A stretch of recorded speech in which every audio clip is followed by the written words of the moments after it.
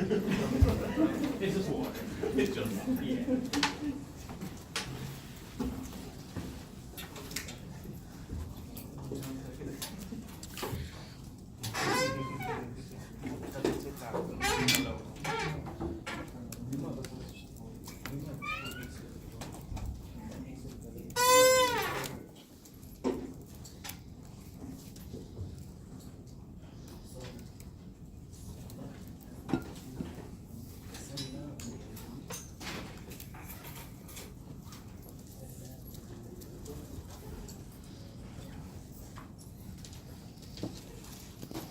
Okay, let's get started. So I believe the canvas issue has been resolved, and at least I do not see extra files from the account. So if you still experience any issues, let me know. Okay. Is that right? Like those extra files? Okay, that's good. So that means no extra credit. Okay, that's right. And just you are going to take the film or theater class. Theater review. Yeah. So I guess I don't know if that's manageable or not for you guys to take a theater class to get the extra credits. Yeah, I think they are doing the migration. So sometimes like there may be a mistake. So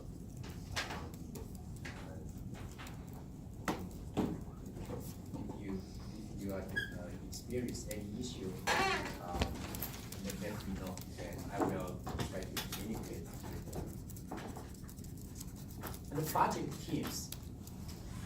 My understanding is that now we have everyone has set up your project, right? Anyone has not like found a partner, and I mean, if you want to find a partner, right? Because I do allow you to work on the project by yourself as well. But anyway, you need to communicate what you want to do in terms of the team setup to our QA and or myself. Okay. Anyone has any issue on that? The project teams? Anyone has got started on the project? You're not going to do that until the last minute, right? last week. but in general, it would be a good idea when you get started. I know It's gonna be a lot of work. right. It's not something that you can finish like 2 hours. like 1 day or 2 hours. No, not even 1 day, I believe. Not to mention 2 hours. And also, like when it gets to the end of the semester, you guys are going to be very busy with all the different classes, final exams. So it's really a good idea for you guys to get started as early as possible. So do not forget that if you have a project that you need to work on. And also, if you wait until the end of the semester, you can forget, right? Because the project is about, I would say, graph-based testing, which we have finished a while ago, and it would be good if you could start working on the project before you forget. And today we're going to start a new topic, mutation testing. Anyone heard about mutation testing? Okay, very good. That's why we want to talk about it. And let me ask you this question, okay? I always believe that if you understand the motivation behind something, you can better appreciate that. Okay? So why we want to do mutation testing, right? Let me ask you this question. If, let's say, on the job, okay, you want to decide like what testing techniques, okay, what testing approach you want to use for your project. Okay. So now, as you know, even in our class, we have discussed different testing approaches, right? Control flow testing, data flow testing, predicate testing. So we have many choices. Okay. How do we make that choice? So which one? How do we evaluate? To put it another way, how do we evaluate the effectiveness of different testing techniques? Well, what would you say? So given two different testing techniques, which one is more effective? How do we do the evaluation?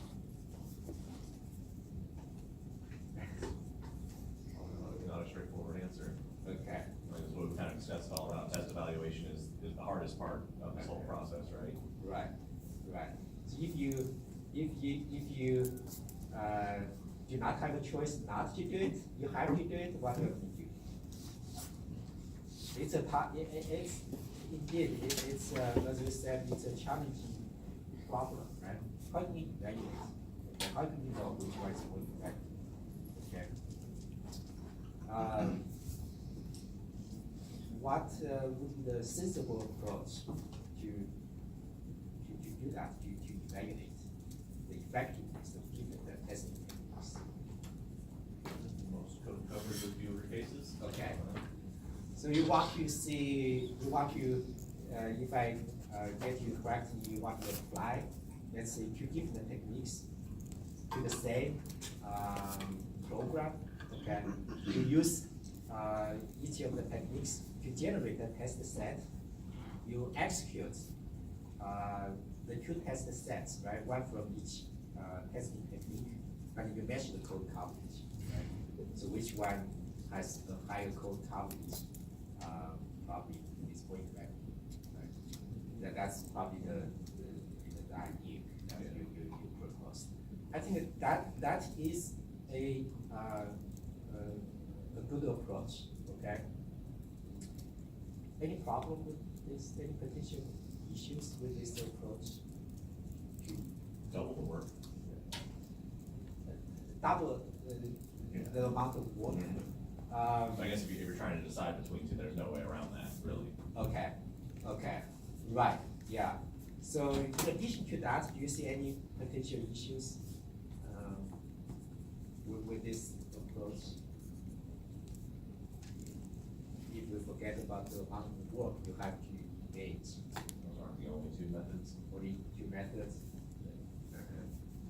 So I guess what I'm trying to get to is that if a technique achieves higher code coverage, does it mean it is really more effective than the other one?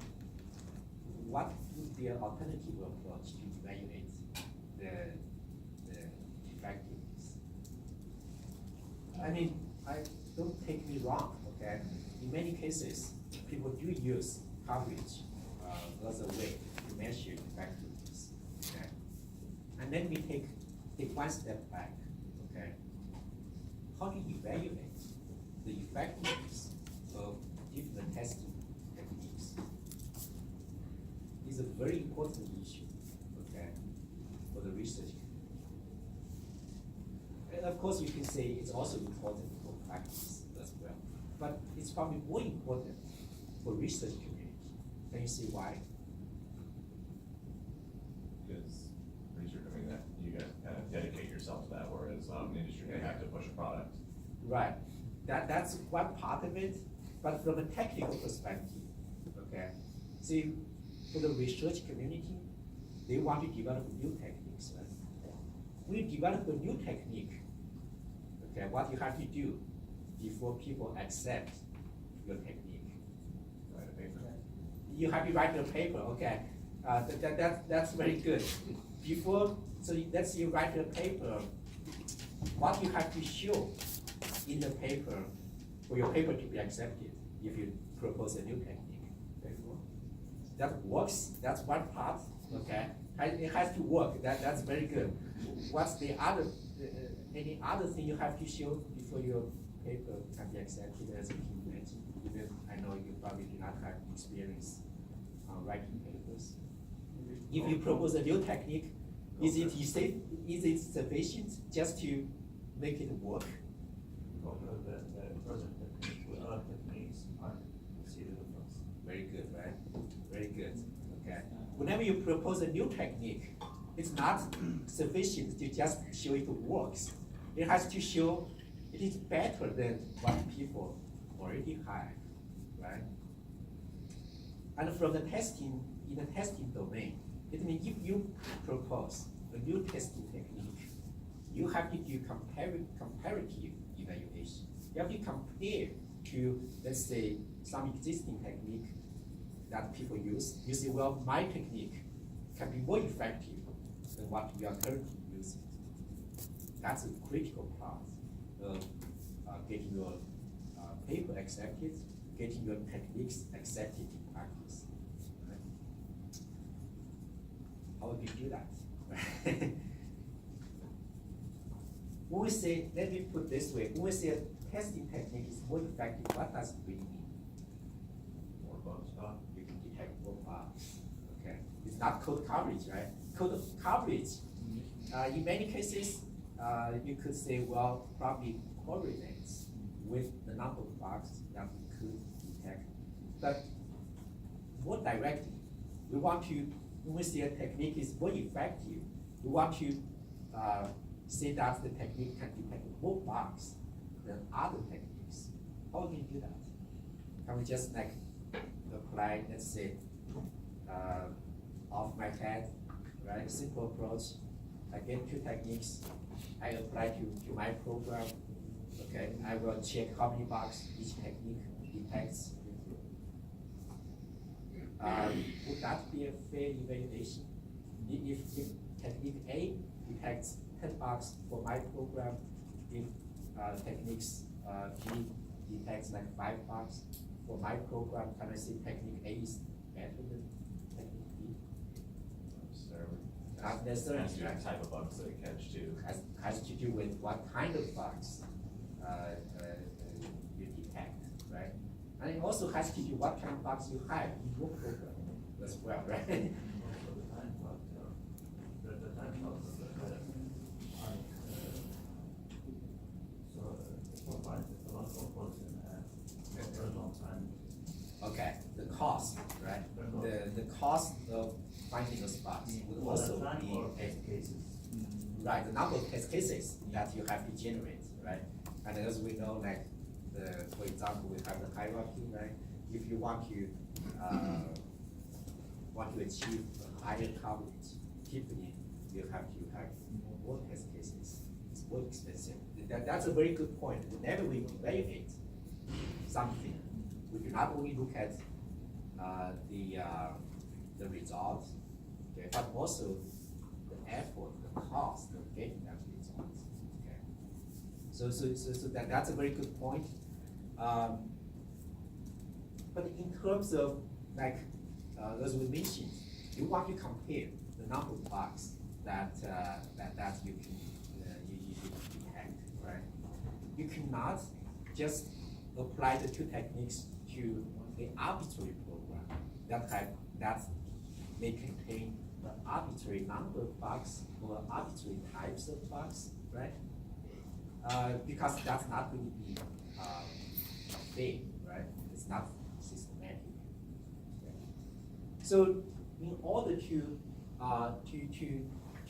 perform a fair evaluation or systematic evaluation, you have to select, first of all, you have to select the number of programs that are representative of real life programs, right? So the programs that we use are important to your evaluation.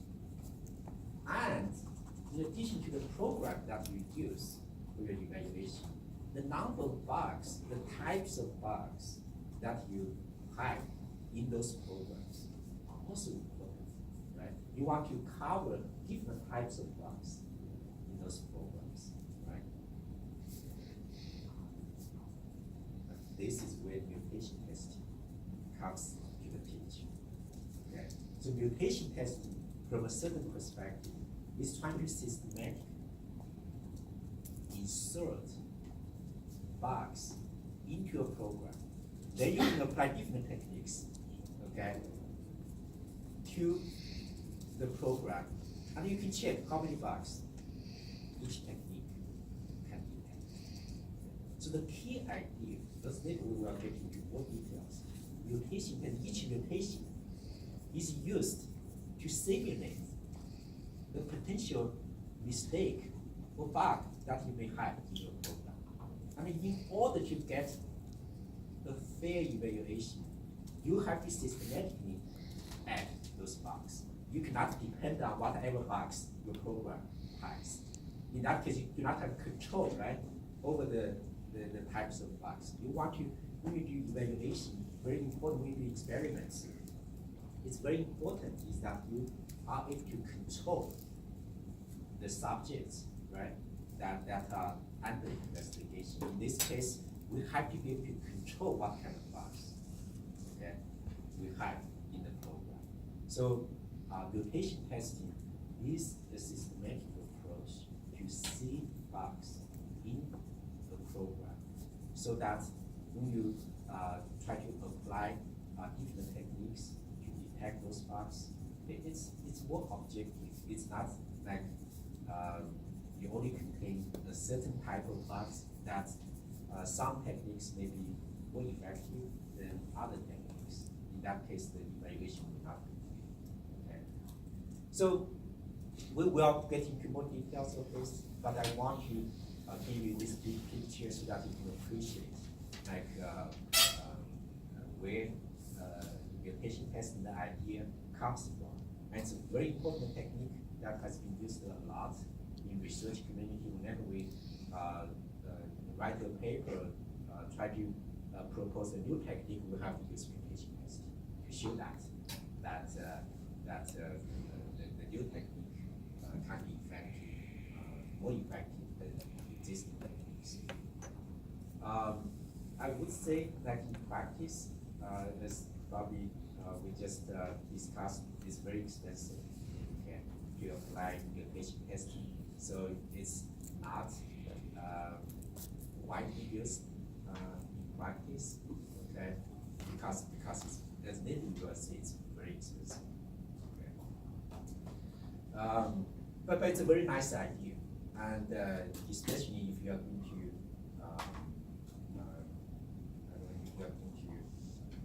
graduate study, research, it's very, very, very important technique that you want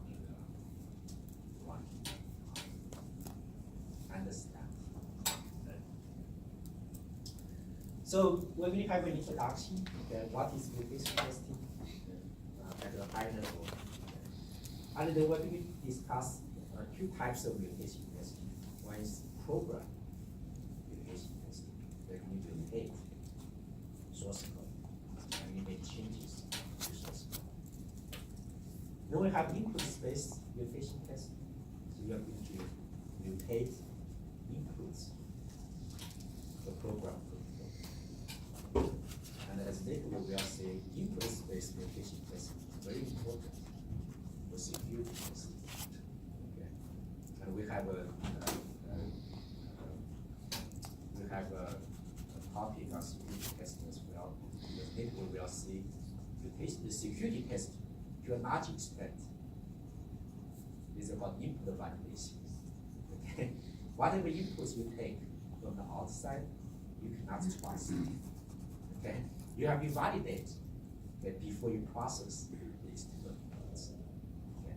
So from a certain perspective, security testing is about is negative testing. It's trying to test unexpected inputs. Okay. That could be given to the system. In that case, you do not want the system's security to be compromised. And input-based mutation testing could help in that respect. mutation testing is considered to be syntax-based, kind of syntax-based test. So I want to clarify, as I mentioned before, software engineering does not deal with syntax, syntactical issues. So here we're not trying to test syntax, we're trying to use syntactical structures to create test cases, to test the semantics of a program. So that's very important to clarify. This does not try to ensure correctness from a syntactical perspective, just use syntax information to generate tests. So we use a syntactical structure which typically the grammar, okay, and that can be expressed as being F. How can you take the compiler class? Did I ask this question before? I hope if you have not taken compiler, that means that you have taken like programming languages, that means talks about grammar, right? Any language has a grammar, which basically represents the syntactical structure of a language. So you can use information from the grammar to generate tests. The grammar could be an input space grammar, rules about how to create valid inputs for your program, grammar for the program language for Java, for C++, specification languages as well. So those are higher level languages that are used to specify the properties or requirements of the system. What's BNF? BNF, BNF. it's we will see an example. Okay, it's a notation that you use to specify grammar. This is basically like BNF. I hope it's, if you have not started the notation, I hope it's kind of straightforward. Okay, so this is basically we have a number of rules, okay, that you can apply to construct valid strings that are accepted by your program language. Okay. So the idea is that if you look at Java program, okay, and basically a string, right? It's a sequence of characters. But the sequence, the program has to satisfy some structural constraints. Okay. So these rules specify the structural constraints that you have to satisfy, just like our English, right? Yeah. This is context sensitive, yes, yeah. So on the left-hand side, it's called a non-terminal symbol. Okay. So those symbols have to be rewritten. Okay, in the end, the final string, like in the Java program, you're not going to see those kind of like non-terminal symbols. Has to be terminal symbols. So the symbols that only appear on the right-hand side would be terminal symbols. Okay. So non-terminal symbols can be rewritten, can be replaced with the right-hand side. And you do that, you can recursively apply these rules to derive a string that is considered to be valid for the grammar. We're going to see an example, okay, to say how this works. So this is basically what I just mentioned. You have three types of symbols: terminal symbol, non-terminal symbol. Non-terminal symbols could appear on both left-hand side and right-hand side. But terminal symbol can only appear on the right-hand side, cannot be rewritten. And the start symbol is just a special symbol. Okay? You have to begin with that symbol when you apply the production rule. You have to begin with the production rule that puts right left-hand side as a start symbol. That's the first symbol you get started with. And the production would be the rules. So this would be an example of how you apply the rules that we have seen on this slide.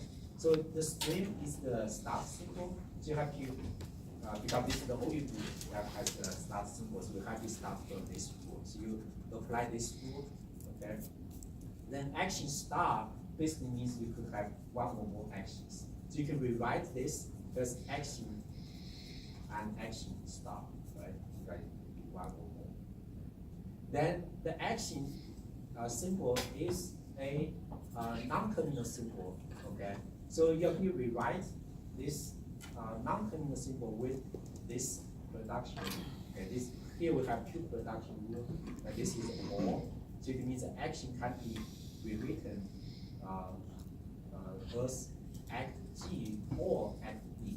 So in this case, we apply the first alternative in the disjunction.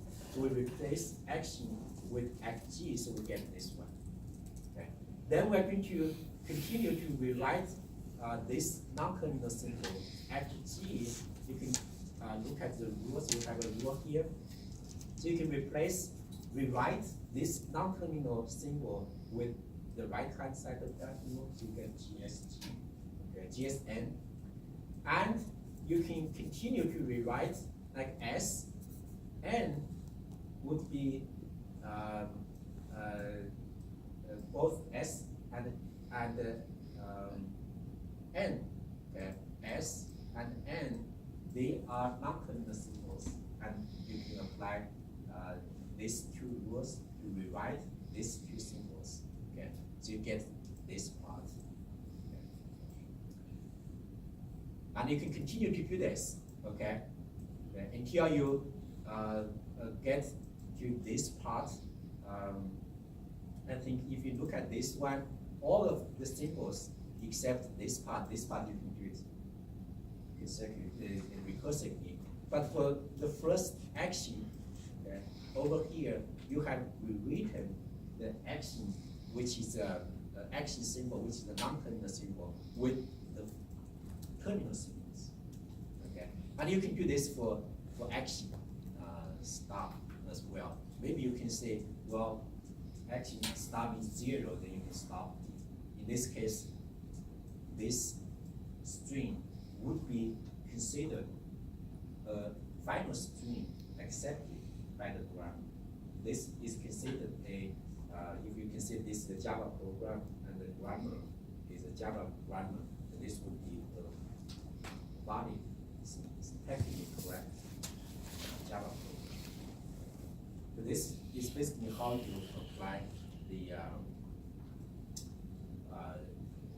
production rules. For this class, you only need to get the general idea. Okay, we're not going to test the details of. We're not going to ask you to write like those production rules. Okay, probably not even asking you how to apply those rules. Just a general idea would be sufficient. And for terminal coverage, okay, so if we want to, so the problem is this, we are trying to address is that, so we have a grammar and we have a program that is supposed to implement the grammar. We want to test whether the program implements the grammar correctly or not. Okay, so to do that, you want to derive some strings that are accepted by the grammar and then give the string to the program to see whether the program can accept that string. Okay. If for every string that is accepted by those rules is also accepted by the program is doing good, right? Of course, if you want to show the total correctness, you have to also check every string that is not accepted by the grammar, by those rules, should not be accepted by your program as well. But if you only consider positive testing, that means every string that you could derive by using these rules should be accepted by the program. If you are more familiar with the programming languages, like Java program, right? Every Java program that conforms to the Java grammar should be accepted by the Java compiler, right? And any potential problem, the Java compiler should be able to report. Okay, so if you want to test Java compiler, what you have to do? You have to generate all the different types of different Java programs that you could write, following the rule, the grammar rules, and to check whether the compiler could correctly accept your program or could correctly report any potential problems. Okay, so that's the general context. Okay, so to test the program that implements such a grammar, one coverage that you could do is that called terminal coverage. So you want to make sure every terminal symbol must be covered at least once. Okay? Because otherwise, how do you know the program could correctly recognize that terminal symbol? So for this very small example, if you test the program using these two strings, okay, it will satisfy the terminal coverage because all the terminal symbols appear in these two strings. Okay, so all the terminal symbols are those symbols only appear on the right hand side that cannot be readable. So that's one way for you to at least get some confidence. Okay, when you try to test a program that implements this grammar. And the production coverage. Every production rule has to be applied at least once. Otherwise, how do you know the production rule is implemented correctly? Right? It's kind of very intuitive ideas. Again, for this part, you only need to get the general idea. Okay? It's not the focus of our what we want to discuss. So what happens is that these two strings also satisfy the production coverage. It means if you want to derive these two strings, you're going to apply every production rule we have in the grammar will be applied at least once if you want to derive these two strings. Okay. Oops. Always love. Yeah. I guess we need to move faster. Keep up with this.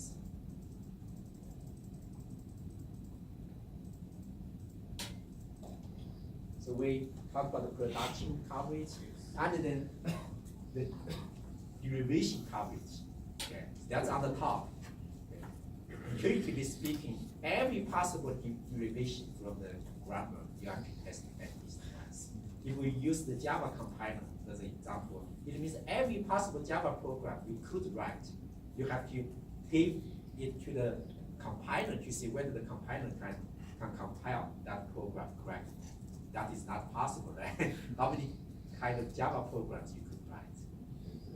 Infinite number. But this coverage is a theoretical interest. That's the best we could do, right? That's going to show the total correctness of the program. So in many cases, testing, negative testing is important. And in this context, it means we do not only want to test valid strings that are accepted by the grammar, but also invalid strings. And negative testing is important for robustness testing. When we say robustness testing, it means if the user gives an input that is not valid, okay, that is not supposed to be accepted by the program, your program cannot crash. Okay, you should be able to reject that invalid input. Security testing, as I mentioned, okay, security testing is basically negative testing. Okay, so the hackers try to come up with some unexpected input, okay, give to your program, try to compromise the security properties of your program. We're going to see examples of that when we talk about security testing. Okay. And we can also use negative testing to mimic possible program mistakes. That's what I mentioned earlier, how we use location testing, effective testing.